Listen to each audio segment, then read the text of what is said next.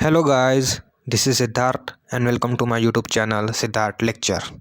So today we are going to discuss on why Java is a simple language. Let's start.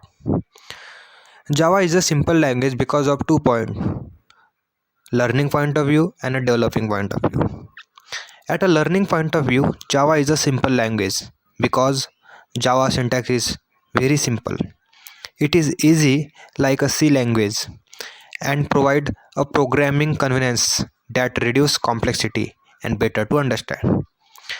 Also, at a developing point of view, Java is a simple language because Java provide a rich set of predefined library.